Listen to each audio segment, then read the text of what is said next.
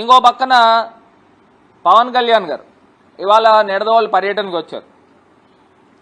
ఆయన శాఖకు సంబంధించే మన్రేగా ఎన్ఆర్జీఎస్కి సంబంధించి కొన్ని లక్షల మందిని అందులోంచి ఎవరికైతే ప్రతిరోజు వాళ్ళకి కార్డ్ సిస్టమ్ ఉంటుందో ఆ కార్డ్స్ అన్నీ కూడా తీసేస్తూ ఉన్నారు లక్షల మందికి.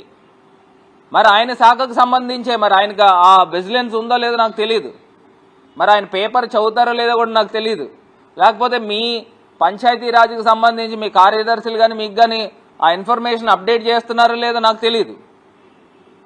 నాకు తెలిసి భారతదేశం వ్యాప్తంగా మనం చూస్తే మన్రేగాలో జాబ్ కార్డ్స్ తీసేసిన అతిపెద్ద రాష్ట్రం ఏదైనా ఉంది అని అంటే భారతదేశంలో ఆంధ్రప్రదేశ్ రాష్ట్రం.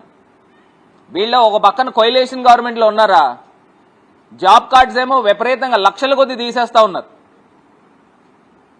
అసలు ఒకసారి అర్థం చేసుకోండి, లక్షల కొద్ది పంచాయతీరాజ్కి సంబంధించిన శాఖలో పేద ప్రజలకి సంబంధించి జాబ్ కార్డ్స్ అంటే రోజువారీ కూలీ అవి ఇచ్చే లక్షల కొద్ది తీసేస్తూ ఉన్నారు.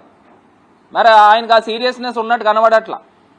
ఎందుకంటే పవన్ కళ్యాణ్ గారు కూడా గతంలో మాట్లాడినప్పుడు కూడా నేను 15 సంవత్సరాల దాకా సీఎం గురించి ఎవరు ఎత్తద్దు, 15 సంవత్సరాల తర్వాత ఆలోచిస్తాను అని ఆయన మాట్లాడిన వ్యక్తి.